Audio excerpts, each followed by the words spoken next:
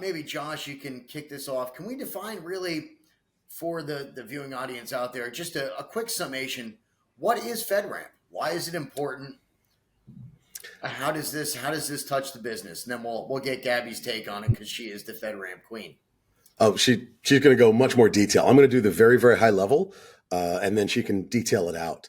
Effectively, Mike, your question is, what is FedRAMP? Like, why do we care? What is it FedRAMP about?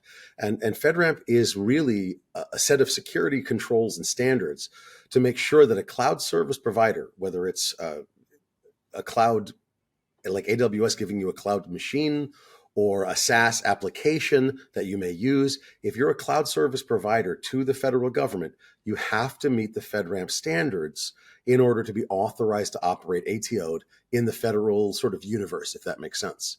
So the importance of this is that what we're saying is, hey, for you to provide this cloud service, this whether it's a SaaS application, an EC2 machine, or Azure or GCP or whatever, you have to meet these security standards so we can make sure that the data is protected. We can make sure that the workflows are protected, the identities are protected. We can make sure that every aspect of that cloud service is in a protected world. Okay, this is the basic definition of it. This is the very simple, simplified and sort of bastardized definition. But Gabby, I'm going to turn this over to you and let you go into the details if you don't mind.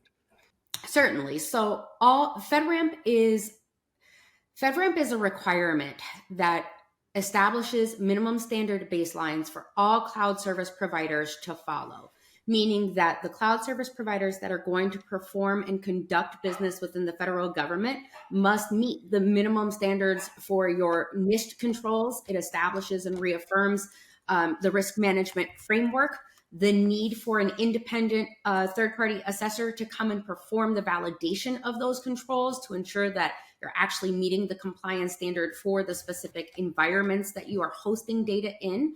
And that could mean things such as whether you have US persons that touch your data, how quickly you release your data, and the types of service offerings, whether they are FedRAMP compliant or not. We used to have a minimum requirement that said you had to go through this process that allowed for an assessment that basically assessed the level of risk. And in order for the commercial vendors to really kind of understand those federal government and guidelines, FedRAMP was really established to reinforce and establish them and force the hand at portion of acquisition clauses and laws to ensure that your government service providers are meeting all of those minimum requirements. And what better way to do that than develop regulation, policy, and mandates and guidance to do it?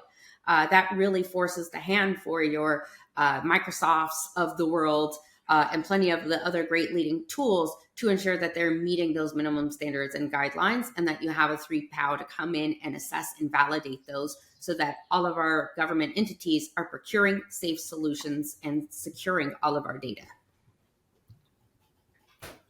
Fantastic, Gabrielle. That was such a good outline of what it really is. And Josh, you did okay too.